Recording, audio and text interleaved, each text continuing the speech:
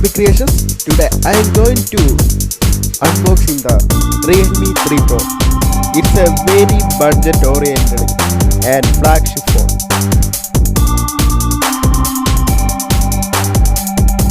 The Realme 3 Pro in India have two variants, 4GB plus 64GB and 6GB plus 128GB. The Realme 3 Pro features a 25 megapixel selfie camera, 6.3-inch IPS FHD plus screen and is backed by a 4045 mAh battery. Let's open the box and check out what inside. And shows welcome to the Realme family, and there have a user manual and a transparent case, and there is a SIM ejector tool inbuilt. And let's see the phone. Let's remove the cover of this phone. The color of this phone is Nitro blue, and it's also available in lightning purple and carbon gray other colors. You don't get the headphones in the box, but the Realme 3 Pro does ship with a fast charger, which is something Xiaomi still refuses to include with its Redmi offerings. This phone supports OPPO's VOOC 3.0 fast charging, which is handy especially when you have a big 4045 mAh battery.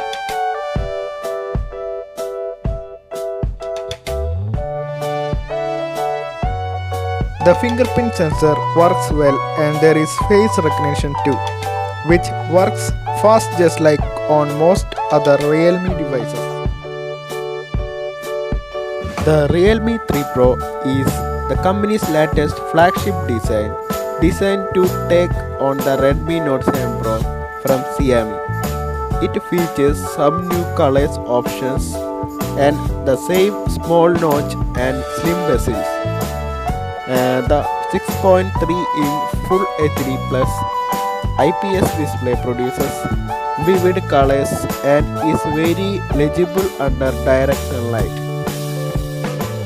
The main pros of this phone are powerful and efficient SoC processor, very good battery life, camera fare well under good light, bundle fast charger, and the cons are average low light camera performance, laminated back scuffs easily, no USB Type-C port. On the camera side of this phone, the Realme 3 Pro might lack the large sensor of the Redmi Note 7 Pro, but it is still packed in a decent sized 60 megapixel Sony IMX519 sensor with an f/1.7 aperture. This is the same sensor used in some premium phones such as the OnePlus 60. There is also a secondary 5 megapixel depth sensor for the phone's portrait mode.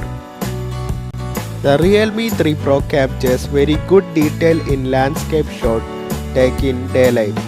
Colors were slightly boosted, but the gives picture a bit more pop-up, especially when shooting in overcast conditions. I found the sharpness to be lacking a bit, even in some portions of a subject that was in focus, but this is only noticeable if you zoom in all the way. The macro shots were sharp and well detailed too, and the phone's eye recognition was quick to recognize most common objects such as flowers and other subjects. In the low light situation, the camera reduces its shutter speed considerably all the way down to 1/10th of a second at times, due to which it does not easy to capture moving subjects such as pets and other animals. When your subject does stay still though, the details are good. The landscape on the other hand didn't look all that great when shooting in auto mode. In very low light, the focus was generally soft too. However, the phone's nightscape mode comes in handy there. It takes a second or two longer than usual to capture your shot, but the end result is a sharper image with much better detail. The zooming in still reveals slightly blurry edges and washed out textures, but as long as you are not cropping your image too much, the images are generally very usable.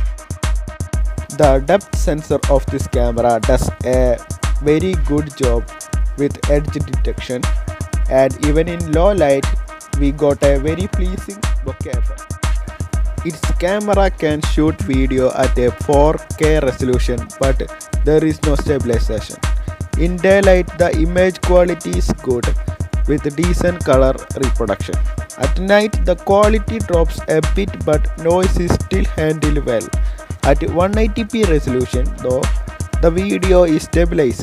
The camera app has a simple design and is easily to use. The additional shooting modes that are available include time-lapse, aspect, pano and slow-mo. The phone also has a chroma boost mode which bumps up the colors and brightness when shooting a backlight subject. The camera app did get the 960fps shooting mode. When you switch to slow-mo from within the camera app, you can now choose between 120fps or 960fps. The former is shot at 180p resolution while the latter is captured at 720p resolution. However, the video shot at 960fps slow motion don't scale to fit the screen when played back, even in landscape mode, leaving you with the black bars on all sides of the video. You will also have to time your shots well, as there is no auto capture features and a few seconds worth of footage is stretched to 10-second clip. Overall quality is decent when shot under ample light. The Realme 3 Pro is in too wide, which makes it comfortable to grip, but it is quite tall, so reaching the notification shade is usually a two-handed procedure. At 172 gram, it doesn't feel too heavy, and at 8.3 mm in thickness, it's easy to carry around in a pocket.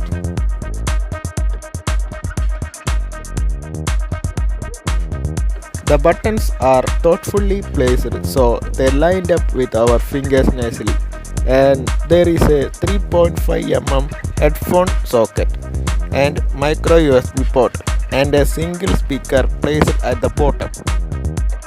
This phone's back panel is slightly curved sides, which blends with the phone's side frame. The back panel is still made from injection molded plastic, but we do get some new colors along with this suitable pattern that's said to be inspired by a racetrack. The Realme 3 Pro has slots for 2 nano SIM cards and a single micro SD cards all at once, so there is no need to sacrifice a second SIM if you need to expand storage. The 6.3-inch display has fairly slim bezels on all sides, except for the comparatively fat chin at the bottom. Realme uses an IPS panel here with a full HD plus 1080 x 2340 resolution and Gorilla Glass 5. The display produces vivid colors, has good viewing angle and sufficient brightness for legibility under sunlight. It is just like a Realme 2 Pro. There is a notch on the top which houses the front camera, while the earpieces sits just above it. You also get a screen guard pre-applied. This is the first phone in this segment to support the Qualcomm Snapdragon 710 processor. When we compare to the Snapdragon 675 processor in the Redmi Note 7 Pro, still has slightly superior CPU power, but The 710 processor has an advantage, which is better integrated graphics capabilities and is more power efficient. In theory, it should allow for better battery life when using heavy apps such as the camera and when gaming. This phone supports dual 4G volt. You can put 2 GeoSIM in this phone, and it also supports dual band Wi-Fi and Bluetooth 5.0 and USB OTG and GPS and standard suite of sensors. This phone is run on Color OS 6, which is based on Android 9 Pie. The battery life of this phone is solid. The 4045 mAh battery lasted for 14 hours in HD video test, which is very good. Normal usage, which typically involves a bit of gaming, watching videos, using chat apps, and surfing the web, we easily managed to go beyond a full day on one charge. While the improvements we saw are welcome, the Realme could have done a bit more to truly crush the Redmi Note 7 Pro. And I could have liked to see a USB Type-C port, a glass back, and maybe even a AMOLED display. Thank you for watching. Like, comment, and don't forget to subscribe.